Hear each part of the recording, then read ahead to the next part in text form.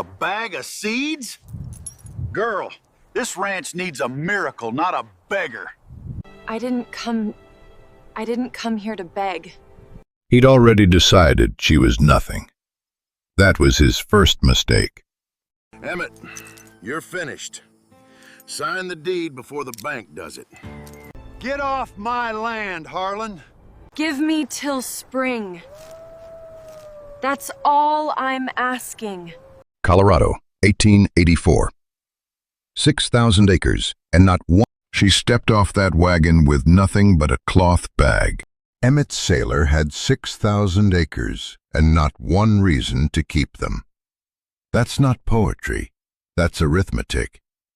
6,000 acres of high foothill country spreading west of Trinidad, Colorado, climbing up into the kind of land that makes you forget you're a person with bills and a bad back. Aspens going gold along every ridge, like somebody lit them from inside. Ponderosa pine so tall they leaned into the wind like old men at a bar. And beyond all of it, sitting on the horizon like a promise nobody asked for, the Sangre de Cristo Range, blood red at sunset, blue-white at dawn, and so damn beautiful it could make you angry if you looked at it long enough. Because beauty without anyone to share it with is just scenery, and scenery don't keep you warm. This land was something once. Emmett's hands, big, rough, hanging loose at his sides like they'd forgotten what to reach for. Those hands had built every fence post, dug every irrigation ditch, pulled every calf that came into the world sideways on this property. He and Ruth had started with 400 acres and a cabin that leaked so bad they slept under oilcloth for 2 winters. They grew it together. Every acre after that first 400 was a conversation, a decision made over coffee in the dark before sunrise. Ruth would say, "The Hendricks parcel is going for taxes," and Emmett would nod, and they'd find a way. Ruth Saylor. Let me tell you about Ruth, because you can't understand what happened to this man without understanding what he lost. She was a practical woman, not hard, practical. The kind of woman who could set a broken bone, balance a ledger, and laugh at a dirty joke all in the same afternoon. She kept the books, she kept the garden. She kept Emmett honest when he wanted to spend money they didn't have on cattle they didn't need. She was the architecture of that ranch, and Emmett was the lumber. Without her, he was just raw material sitting in a pile. She died 4 years ago. A fever. That's it. Not a raid, not a flood, not some dramatic tragedy you can point to and say, well, at least it was something. It was a fever that started on a Tuesday and killed her 11 days later on a Saturday afternoon, while Emmett held her hand and the light came through the window at an angle that made her hair look like it used to when she was young. Ordinary. Ordinary and devastating in the way that only ordinary things can be. Because there's no one to blame, no enemy to fight, nothing to do but sit in a chair afterward and realize the house is quiet and it's going to stay quiet forever. He buried her on the hill behind the house, under a cottonwood tree she'd planted herself 20 years earlier. That tarnished brass wedding band on his left ring finger, he never took it off, not once. Not to work, not to wash, not to sleep. It had worn a groove into the skin beneath it, a permanent indentation, like his body had accepted the ring as part of its own skeleton. And then the slow decay. Not a collapse. That would have been easier, honestly. A collapse you can see. A collapse makes noise. This was erosion, quiet, patient, like water working through limestone. Fences started sagging because Emmett fixed them alone, and alone wasn't enough. The root cellar sat empty because Ruth had been the one who preserved, who planned, who thought about January and July. Half the herd sold at bad prices to a man named Harlan Creech, a stocky, flush-faced speculator out of Pueblo who wore a black frock coat and a gold watch chain across his vest like he was somebody's idea of important. Creech had looked at Emmett across the cattle pen, those small, dark eyes under brows that damn near touched in the middle, and said, "I'm doing you a kindness, sailor. Most men wouldn't offer half this for stock this thin. You should be thanking me. You should be thanking me." Like buying a grieving man's cattle for pennies was charity work. Emmett said nothing, just took the money. Watched Creech walk away with his thumbs hooked in his vest pockets and his chin tilted up like he owned the sky above him, too. The ranch bled out quietly after that. 2 hands left in the spring, another in summer. By October, Emmett had 2 remaining, and one of them, a leathery old cowboy named Briggs, told him flat to his face that he couldn't work past November without pay. Fair enough. A man's got a right to eat. The other was Paul Hardin, sandy blonde hair falling over his ears, shaggy and unkempt, a braided horsehair bracelet on his left wrist that he never took off. Early 20s, lean and loose-limbed, walked with that careless, rolling gait young men have before the world teaches them to watch their step. Paul stayed, not because the wages were good. There were no wages. He stayed because he'd showed up at 17 with nothing, and Emmett had given him a bunk and taught him how to work cattle without killing himself. And Paul Hardin was the kind of man who remembered things like that. Loyalty, rarest currency on the frontier. But loyalty doesn't fix fences, doesn't fill a root cellar, doesn't make a man care about his own survival. Here's the thing about Emmett Sailor in October of 1884. He wasn't broken. Broken implies something shattered, something that might be put back together if you found the right pieces. Emmett was worse than broken. He was indifferent, like a clock still ticking after the watchmaker dies. The gears turn, the hands move, but nobody's checking the time. He rose before dawn, fed the horses, walked the fence line, came back, ate cold biscuits standing at the counter because sitting at the table meant sitting across from an empty chair. He did everything a rancher does. He just didn't do it like a man who wanted to be alive. Last day of October, pale blue eyes squinting against the late afternoon light from that porch, steel gray hair catching the wind, the Sangre de Cristos going red behind him. And down the road, the long, empty, rutted road that nobody used because nobody had business coming this far out. A figure, small, on foot, no wagon, no horse, just a woman walking with a canvas satchel over one shoulder and a small off-white cloth seed bag cinched with a leather cord hanging from her belt. Dark hair pulled back in a low braid, rust-colored shawl over her shoulders.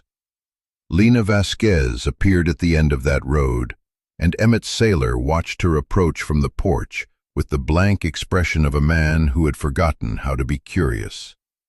She reached the porch just before the last of the light gave out. Dust on her boots, dust on the hem of that long, dark brown canvas skirt, patched at the bottom where the fabric had worn through and been stitched back together with thread that didn't quite match. The rust-colored wool shawl sat loose across her narrow shoulders, and beneath it, the cream muslin blouse had its sleeves rolled to the elbows, showing forearms that were lean and corded with visible muscle. Not decorative strength, working strength. The kind you earn by carrying things heavier than yourself for longer than you should. Her name was Lena Vasquez. She was 29 years old, half Mexican on her father's side, half Irish on her mother's, and the mix showed in ways that didn't resolve into any single thing. Warm, olive-tan skin darkened further by months of walking under open sky. Deep brown eyes that held steady without flinching. A small, rounded nose above pronounced cheekbones, and across the bridge of that nose, a faint scatter of copper freckles she'd inherited from a red-haired woman in Durango who'd married a vaquero's son and never once regretted it. 7 months ago, Lena's husband had gone into a silver mine tunnel outside Silverton and not come back out. That's the whole story. A tunnel collapse. Rock and timber and silence. They pulled him out 3 days later, and she buried him on a hillside where the columbines grew wild in June. And then she started walking, south mostly, taking odd work where she could find it, mending fences, washing linens, mucking stalls, anything that traded labor for a meal and a dry place to sleep. She wasn't running from grief. She was walking through it, one town at a time, looking for nothing specific except a place that would let her stop. The small off-white cloth seed bag hung from her belt, cinched tight with its leather cord. She carried it everywhere. Seeds from her mother's garden, marigolds, squash, herbs whose names she knew in Spanish before she knew them in English. Everything else she'd owned had been sold or left behind, but not the seeds. Now she stood at the bottom of Emmett Saylor's porch steps and looked up at him with those large, steady, dark eyes, and there was no self-pity in them. None. Not a trace. She asked if she could sleep in his barn for one night. In exchange, she'd give him a full day's labor, whatever needed doing. She could mend, she could haul, she could work livestock. Her voice was calm and level, and carried the faintest edge of an accent she'd never tried to sand away. Emmett studied her from the porch. The pale blue eyes moved slow.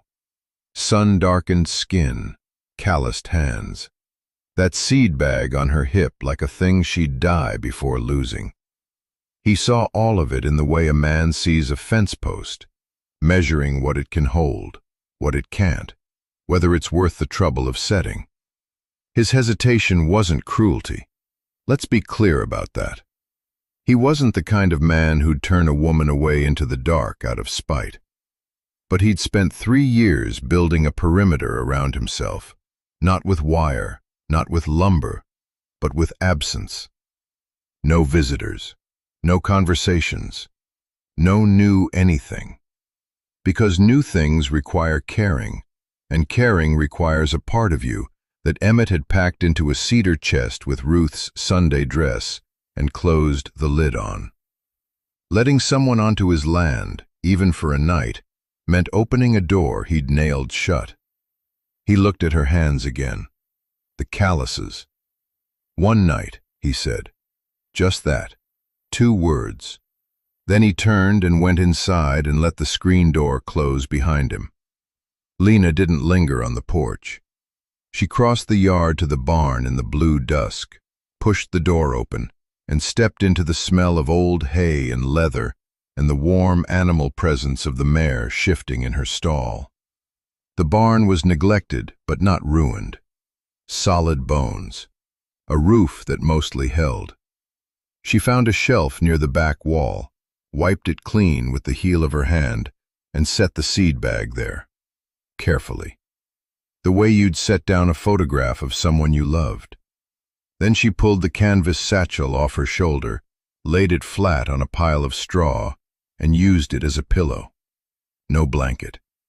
She folded the shawl around herself and lay down and was still. This was the quiet ritual of a woman who had learned to make any space a home for one night. You don't unpack because you won't be staying. You don't get comfortable because comfortable is a word for people who've stopped moving. But you place one precious thing on a shelf where you can see it, and you let your body rest, and that's enough. That's the whole ceremony. She slept without dreaming, or if she dreamed, she kept it to herself. Before dawn, while the sky was still the color of bruised iron, Lena was already up. She found the chicken coop by feel and moonlight. The latch had been broken for what looked like weeks, the wire twisted wrong, the wood split where something had pried at it. Raccoon, probably. She fixed it with a scrap of wire from the barn floor and a piece of leather cut from a strap that was already half rotted. Took her maybe 10 minutes. The latch seated clean and firm.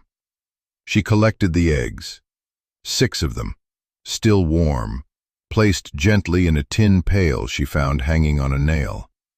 Then she built a fire in the outdoor pit. Not a big fire, just enough to heat water. She moved through these tasks with quiet economy.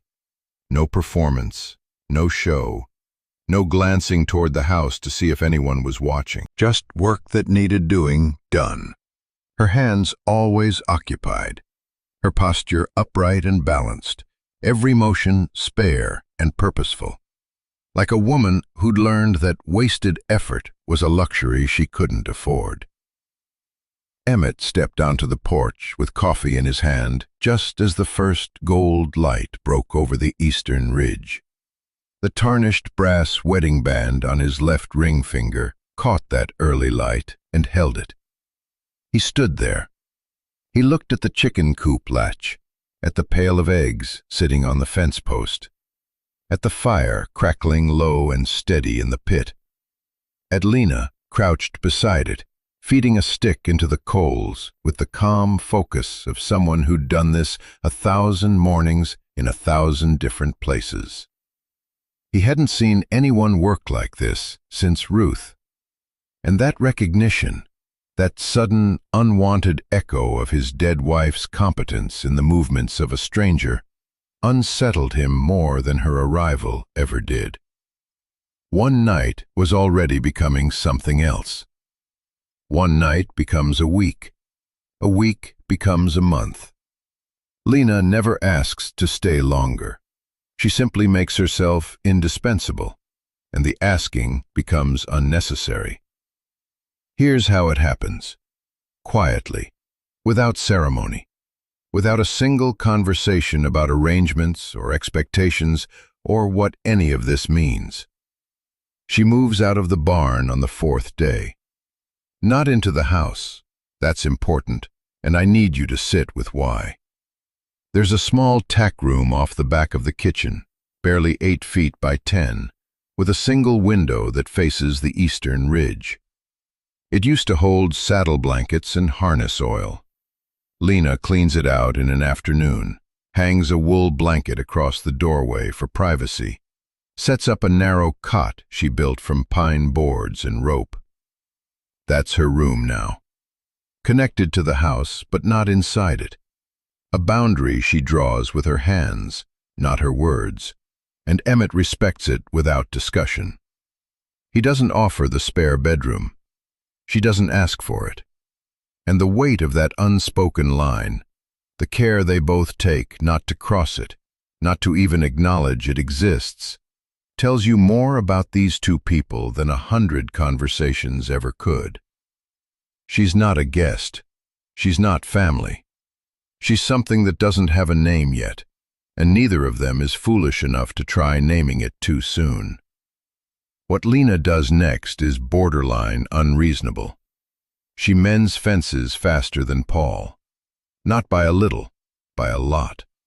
Those wiry, strong forearms, the visible muscle beneath olive-tan skin, they're not for show. She works with a quiet economy that makes you tired just watching. Hands always occupied, posture upright and balanced, even when she's waist-deep in a post hole. She reorganizes the root cellar, which hasn't been properly sorted since Emmett's wife died. She identifies what's gone bad, what's salvageable, what needs rotating. Then she walks 2 miles to the neighboring alderman place and trades labor. A full day mending their stone wall for 6 jars of preserved tomatoes and a crock of pickled cabbage. Just like that. No negotiation, no fuss. She sees a gap and she fills it. Paul watches all of this with his mouth slightly open. That sandy blonde hair falling over his ears, the braided horsehair bracelet shifting on his wrist as he leans against a fence rail. It's not romantic, what he feels. It's something rarer from a young man in his early 20s. Genuine respect. The recognition that he's watching someone who simply does not quit. Someone who treats every task like it matters because she's decided it matters, and that decision is final. Then comes what Emmett privately calls her madness. Late October, frost already on the ground most mornings, and Lena starts preparing soil beds on the south-facing side of the house. She's down on her knees with that small, off-white cloth seed bag, the one cinched with a leather cord, the one that's either in her left hand or hanging from her belt at all times. And she's turning earth, mixing in composted manure from the barn, building raised rows. Emmett stands on the porch with his arms crossed, that faded charcoal wool coat hanging from broad shoulders, gone slightly stooped, the tarnished brass wedding band catching dull light on his left hand. And he stares at her like she's building a boat in the desert. She plants cold, hardy seeds, greens, root vegetables, garlic cloves pressed into the dirt with her thumb. Then she disappears into the barn and comes back with scrap wood and 3 old window panes nobody remembered were there. And she builds cold frames, actual cold frames, angled glass over wooden boxes, trapping whatever heat the low winter sun offers. It's ingenious. It's also, to Emmett's mind, completely insane. He tells her so, not unkindly, just flatly. Says the ground's done for the year. Lena doesn't look up. Those large, deep brown eyes stay fixed on the soil, the tiny, dark beauty mark on her left cheekbone catching shadow as she tilts her head. She presses another garlic clove into the row. The ground doesn't stop giving just because it's cold. You just have to ask it differently. That line, hold it. Because it's not about gardening, and both of them know it. She doesn't fight conditions. She works with them, reads them, adjusts.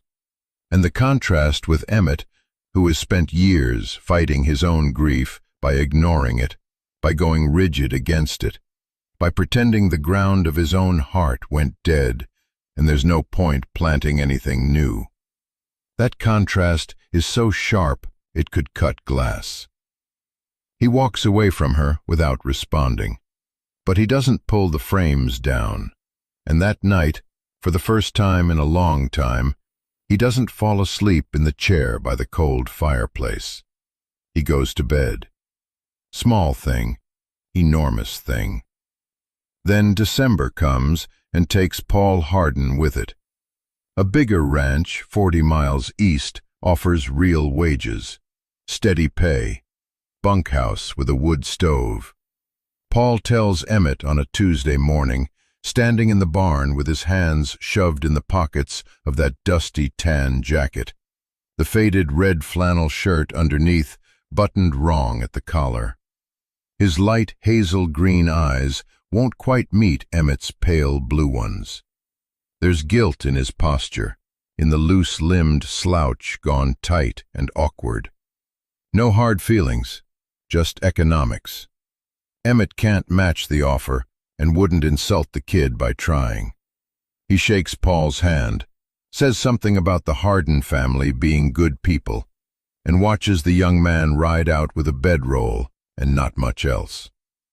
But here's what it strips him down to. One man, one woman, a failing ranch, and winter coming hard enough to kill. Emmett sits on the porch that evening in freezing air, just sits there. The cold is brutal, and he doesn't seem to notice or care. His hands hang loose at his sides, the way they always do, like they've forgotten what it feels like to hold on to something that stays. And for the first time in years, Lena sees something crack in him. Not tears, the tremor before tears, the jaw tightening against collapse, that strong, square jaw with its deep bracketing lines going rigid, the muscles working beneath stubble. She sits beside him, not touching, says nothing for a long time. The dark is complete, the mountains are invisible, only their breathing and the wind. Then, "I'm not leaving." He doesn't look at her. "You don't owe me anything." "I know." A pause so quiet you could hear snow forming in the clouds above them. "That's why I'm staying." Winter hits the ranch like a slow fist. Snow buries the fence lines. The temperature drops below zero for days at a stretch. And into this frozen silence walks Harlan Creech with a piece of paper and a smile that doesn't reach his eyes. But we'll get to him. First, you need to understand what that winter actually felt like. The wind came down off the mountains in January like it had a personal grudge. It found every crack in the cabin walls, every gap where the chinking had dried and crumbled. Emmett stuffed rags into the worst of them. Lena mixed mud and straw and patched what she could from the outside. Her small hands cracked and bleeding from the cold. That off-white seed bag tucked inside her coat because she refused to leave it anywhere. The snow didn't fall so much as accumulate. 3 inches one night, 6 the next, until the fence posts were just dark suggestions beneath white drifts, and the path to the barn had to be shoveled twice a day or it disappeared entirely. They stopped pretending there was a hierarchy. There was no employer and laborer out here. There was just 2 people trying to keep animals alive and a roof from collapsing. Emmett broke ice on the water troughs every morning at 4, his scuffed brown boots punching through crusted snow, that tarnished brass wedding band clicking against the axe handle. Lena fed the remaining cattle, hauled firewood, kept the stove burning so the cabin didn't kill them in their sleep. They ate together. They planned together. When a section of the barn roof sagged under the weight of wet snow, they climbed up and cleared it together. Emmett's broad shoulders and gaunt frame silhouetted against a sky the color of old iron, while Lena worked beside him, compact and sure-footed, her dark braid whipping in the wind. Neither of them named what they were becoming. Partners. Something closer than that. Something neither of them was ready to look at directly. And then Creech showed up. Harlan Creech. Let me tell you about this man, because you need to understand exactly what kind of creature he is. Stocky, soft-bodied, a thick neck above a rounded belly he carried like it was an accomplishment. Dark brown hair going gray at the temples, slicked back with pomade so it caught the light like something greasy.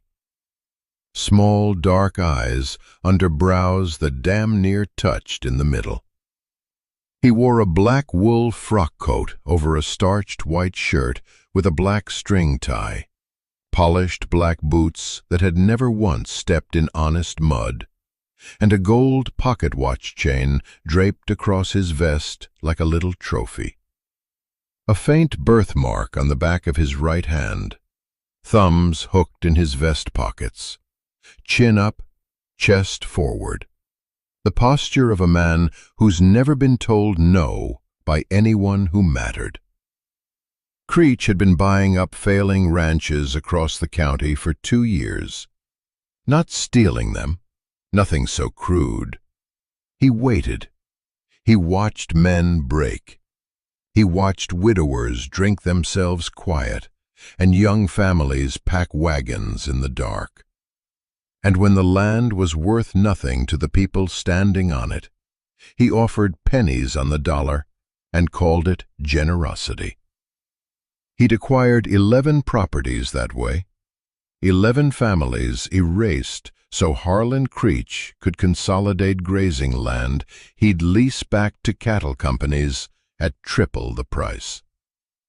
He arrived at Emmett's porch on a Tuesday afternoon in late January, riding a rented buggy because, God forbid, this man sit a horse like a normal human being.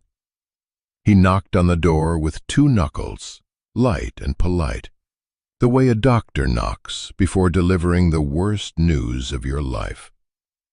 Emmett opened the door. Those pale blue eyes, deep-set and exhausted, looked at Creech the way you'd look at a bill you knew was coming. Creech smiled. That small, fleshy jaw stretched into something that technically qualified as warmth. He held out a folded document. "Emmett," he said, "I'm not here to pressure you.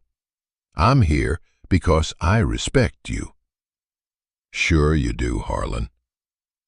The offer was for 6,000 acres, the entirety of the Sailor Ranch, including water rights, mineral rights, and the structures, at roughly 12 cents on the dollar of its assessed value from 1879. Creech sat at Emmett's kitchen table and laid it out like he was doing the man a kindness. He talked about the weather. He talked about cattle prices. He talked about how many ranchers in the county had already found peace by letting go.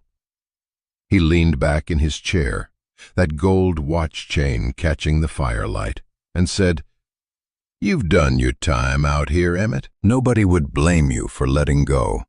A man your age, alone, hell, it's not giving up. It's being smart. A man your age, alone." As if Emmett's decades on this land were a sentence he'd served, rather than a life he'd built. That's the particular cruelty of men like Creech. They don't threaten you. They don't have to.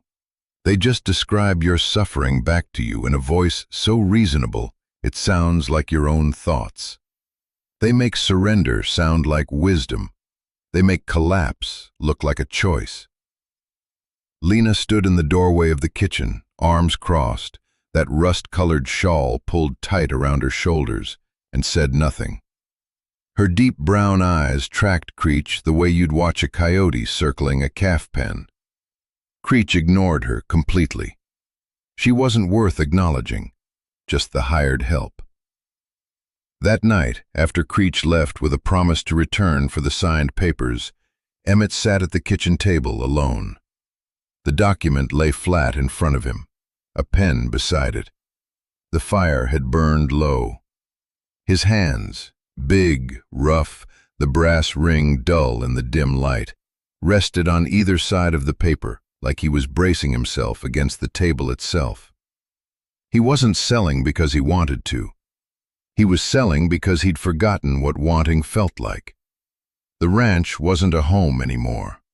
It was just weight, just obligation without purpose. Just 6,000 acres of frozen ground asking him every single morning why he was still here. He picked up the pen. Emmett nearly signs Creech's offer. He's sitting at the kitchen table with the pen in his hand. Lena doesn't argue. She doesn't plead. She simply sets a wooden crate on the table, full of winter greens, root vegetables, preserved jars, and says, "Before you sign that, let me show you what this land is still doing." Emmett puts the pen down. He doesn't sign. And Harlan Creech, for the first time, stops smiling. That soft, pomaded, chest-puffed son of a bitch actually blinks.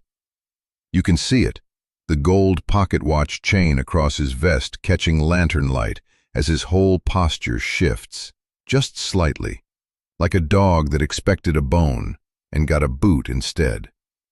His small, dark eyes narrow under those thick brows that nearly meet in the center, and he looks at the crate of winter greens on the table like it personally offended him. Like food growing from dirt is an insult to his business model. But here's what Creech doesn't see. He doesn't see the notebook. Lena has a small notebook she keeps in her apron pocket. Dog-eared, soft-spined, the pages covered in her tight, slanted handwriting.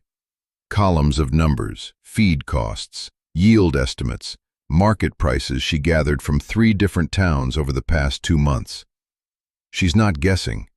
She hasn't been guessing this whole time. While Emmett was staring at the ceiling, wondering how to die slow enough that it looked like living, Lena Vasquez was running the math. And the math says this: the ranch can work. It just can't work the old way. Smaller herd, higher quality cattle, bred for meat, not volume. Supplement the income with market farming. The winter garden already proved it. Those cold frames she built from scrap lumber and old window glass, they're producing. Kale, turnips, carrots, winter lettuce. Jars of preserved tomatoes and pickled beets lining the pantry shelves like soldiers. She lays the notebook open on the table next to the unsigned paper and walks Emmett through it, page by page, her dark brown eyes steady, that tiny beauty mark on her left cheekbone catching the light. Her voice is calm, not pleading, not selling, just showing him what's real. The ranch doesn't need Harlan Creech's money. It needs a different idea. Emmett listens. He listens the way a man listens when he's hearing something he already suspected, but was too tired to believe. His pale blue eyes move across her numbers. His broad, slightly bent nose dips as he leans closer. The tarnished brass wedding band on his left ring finger catches the edge of the page. He doesn't say yes. He doesn't say anything. But he folds Creech's unsigned contract in half and sets it on the wood stove. Now, here's what you need to understand about Harlan Creech. This man does not lose. Not because he's smart, he's adequate at best, but because he's willing to be cruel in ways that decent people can't anticipate. He doesn't take rejection like a man. He takes it like a wound. And he treats wounds the way a cornered animal does. He poisons the creek. Not dramatically, that's the thing. That's what makes it so perfectly, stomach-turningly Creech. He doesn't dump a barrel of arsenic upstream and kill everything overnight. He's subtler than that. Something slow, something deniable. Over the following weeks, half of Emmett's remaining cattle start to sicken. Not all at once. A few here, a few there. Sluggish, off their feed, eyes going dull. One heifer drops in the north pasture and doesn't get up. Emmett knows it's the water. He knows it's Creech. Everyone in the valley knows. The timing is too clean, the pattern too obvious. But knowing and proving are different things on the frontier. There's no sheriff within 40 miles who gives a damn about a struggling rancher's creek. Creech owns half the water rights in the territory, on paper. He's got lawyers in Cheyenne. He's got men on payroll who don't ask questions. And Emmett's got bruised pride and a borrowed horse. He rides out anyway. What happens at Creech's place, I'm not going to describe in detail. You don't need it. What you need is the image of Emmett Saylor riding back in the late afternoon. That faded charcoal wool coat dusted and torn at the shoulder. His steel gray hair matted with sweat. His lip split open and dark with blood. Bruised ribs. You can see it in how he holds himself in the saddle. Slightly twisted, breathing shallow. Every step of the horse a small private hell. He's not a young man anymore. That's the thing that guts you. He rode out there knowing he wasn't a young man anymore. And he went anyway. And Creech had men. And those men did what men like that do to someone who shows up alone and angry and 50-something years old with nothing but his fists and his dignity. The humiliation of it is worse than the pain. Way worse. Because Emmett Saylor is a man who once ran 1,200 head across open range, who built a house with his own hands, who buried a wife and kept standing. And now he's riding home with a split lip because some soft-bellied fraud in a black frock coat decided to remind him of his place. Creech probably smiled the whole time, thumbs hooked in his vest pockets, that flushed, round face watching from the porch what his boys did the work. That's the kind of man he is. Lena doesn't say a word when Emmett comes through the door. She just pulls a chair out, sets water to heat on the stove, gets a clean cloth. The kitchen fills with lantern light, warm, amber, the kind that softens everything. She rolls the sleeves of her cream muslin blouse higher up her forearms, those visibly muscled forearms, brown from sun and work. And she wrings the cloth in the warm water and starts cleaning. The split lip first, gentle. Her dark braid falls over her shoulder as she leans in. Then the ribs. She doesn't ask, she just sees the way he flinches and lifts the hem of his shirt. And her hands are steady and careful against the mottled bruising. Their hands touch over the wet cloth. Neither pulls away. It's not a dramatic thing. It's a still thing, a quiet thing. Her copper-freckled fingers resting against his rough, sun-darkened knuckles. The cloth warm between their palms. The lantern hissing softly. The whole kitchen holding its breath. The moment stretches until Emmett says quietly, "I'm old enough to be your father." He's not rejecting her. He's giving her the exit, handing her the door and stepping aside so she can walk through it clean. And Lena replies, "You're not my father." It's not flirtation. It's a correction. She's telling him to stop hiding behind arithmetic. The moment breaks.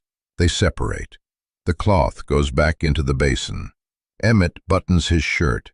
Lena dries her hands on her apron, fingers brushing the edge of that small notebook in the pocket. Neither of them speaks again. The lantern burns low.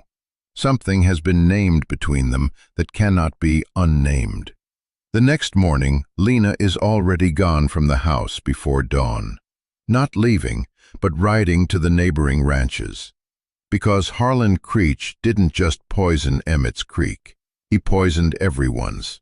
That water runs through 3 properties before it hits the Saylor place. Upstream sits Tom Aldous, a rangy widower in his 60s with a bad hip and worse luck, running about 40 head on land that used to support 100. Half a mile east of Aldous, Margaret Fenn works a small cattle operation alone. Her husband died of pneumonia 2 winters back, and she's been holding on by sheer stubbornness and not much else. Both of them noticed their cattle getting sick. Both of them suspected Creech. Neither one did a damn thing about it, because what's one broke rancher going to do against a man who owns half the county's debt? Lena rode to Aldous first, then Fenn. She didn't give speeches. She didn't promise anything. She sat at their kitchen tables, drank their coffee, and laid out a plan so simple It was almost embarrassing that nobody had thought of it before. Pool the cattle for a single market drive. Bigger herd means better price and lower cost per head. Share equipment. Share labor during branding and calving. Stop bleeding out alone when you could bleed a little less together. Frontier logic, the oldest math there is. Tom Aldous rubbed his bad hip and said he'd think about it. Margaret Fenn said yes before Lena finished her second cup. And by the end of that week, Aldous came around too, because pride's a luxury and he couldn't afford luxuries anymore. Emmett watched all of this happen. He stood on the porch in his faded charcoal coat, that tarnished brass wedding band catching the low winter light. And he watched Lena negotiate terms with ranchers twice her age. She didn't raise her voice. She didn't push. She organized. There's a difference. A leader stands in front. An organizer stands beside.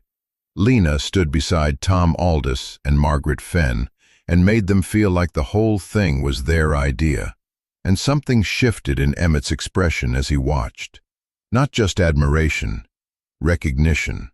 He'd seen that quality once before, in someone he'd buried. But he didn't say that.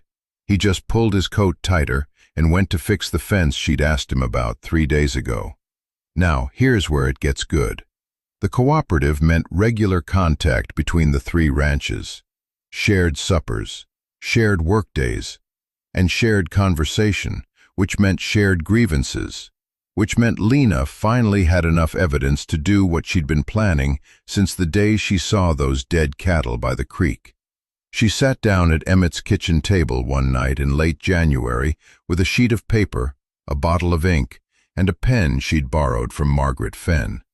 The off-white cloth seed bag hung from her belt, same as always, but her hands were occupied with something different now. She wrote a formal complaint to the territorial authority. Every detail. The timing of the contamination. The location of the discharge upstream. A mining runoff channel that Creech had quietly redirected onto his newly acquired parcel, the one that bordered all 3 ranches. The pattern of cattle illness. The water discoloration. Exposed dates. Exposed methods. Exposed motive. The document was precise, detailed, damning. Her minor husband taught her to read and write, taught her well. And now that dead man's gift was about to reach up out of the ground and grab Harlan Creech by his fat throat. Because this is the pivot. This is where the small story becomes the big one. Creech wasn't just squeezing Emmett Saylor. He'd been doing this across the county for years. Buy a parcel near a struggling ranch.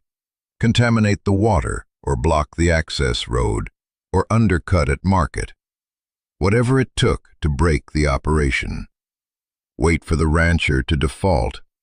Buy the land for pennies. Consolidate. Repeat. A dozen families pushed off their land in the last 8 years, and every single time, Creech walked away clean, because nobody had the education to file a proper complaint, and nobody had the connections to file it with the right office. Lena had both. She addressed the complaint to the Territorial Surveyor's Office in Cheyenne. She included a hand-drawn map of the water system.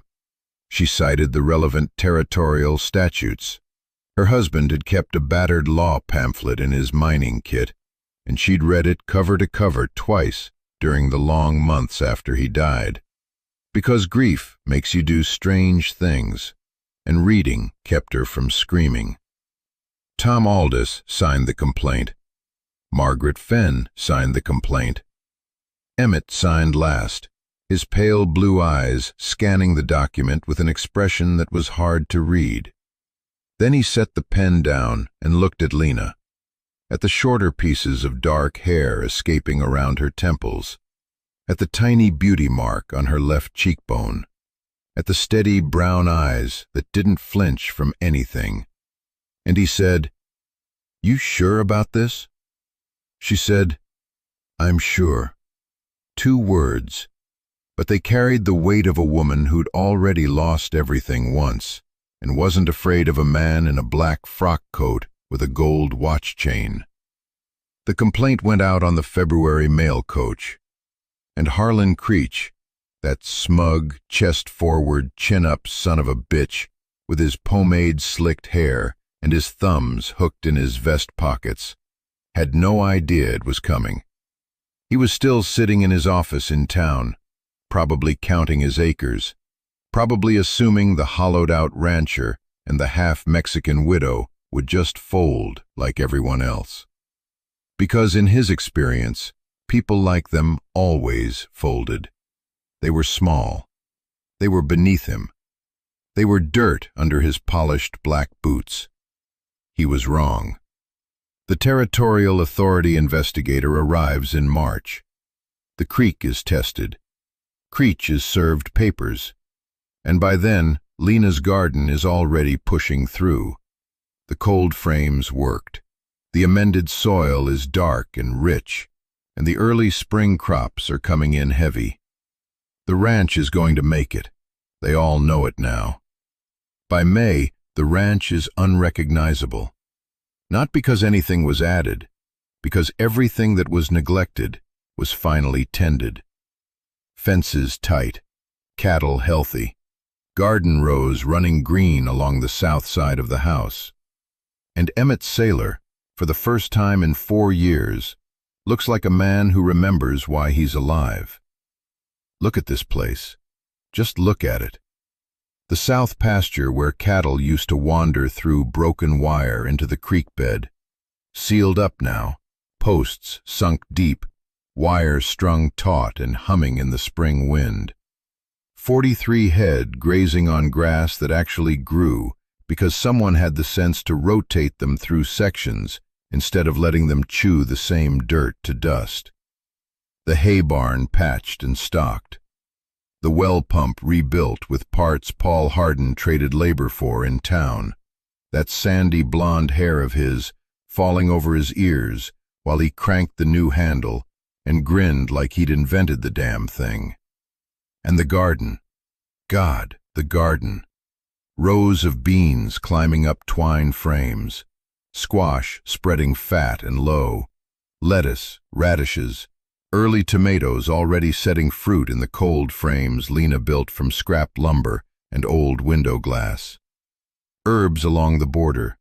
Sage, oregano, something she called yerba buena that her mother used to grow in Tucson.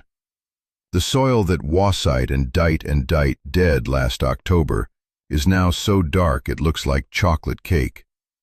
She did that. Months of compost, wood ash, creek bottom silt, carried bucket by bucket. The off-white cloth seed bag that started all of this hangs from her belt, half empty now, its contents scattered across every square foot of that ground. Same land, same man, different everything. Emmett's charcoal wool coat hangs looser on him, not from waste, but because he's actually moving again, burning through the softness that grief put on him. His pale blue eyes have something in them that wasn't there in October. Not happiness exactly, more like presence. Like he's actually standing inside his own life instead of watching it from somewhere behind his own face. That tarnished brass wedding band still sits on his left ring finger. He hasn't taken it off. He won't. But it means something different now. It's not a chain. It's a record. Paul's out mending the north fence line the evening it happens. The light is going gold and long, shadows stretching east across the garden rows. And Emmett comes around the side of the house looking for Lena because supper's close and the stove needs tending. He finds her kneeling in the dirt between the bean rows. Her hands are buried in the soil up to the wrists. Her thick, dark braid hangs forward over her shoulder, those shorter pieces loose around her temples. Her shoulders are shaking. No sound. just the small, convulsive movement of someone crying so quietly they're trying to hide it from the ground itself. 7 months.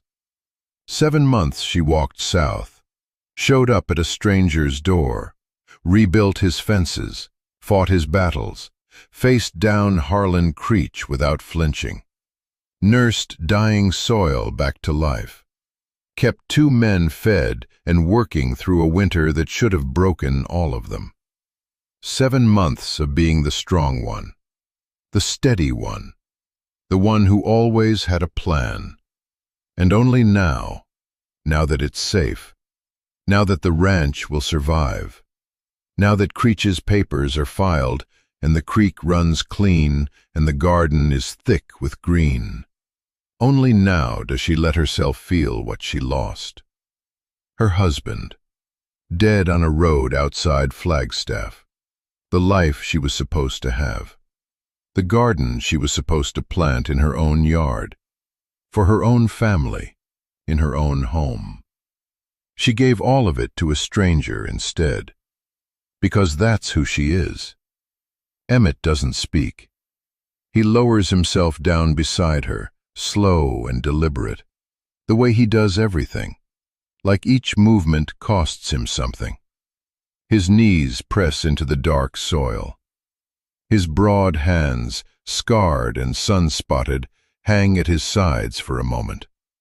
Then he reaches over and places his right hand on top of hers where it's buried in the dirt. She goes still. Then she turns her palm up, soil falling away from her fingers.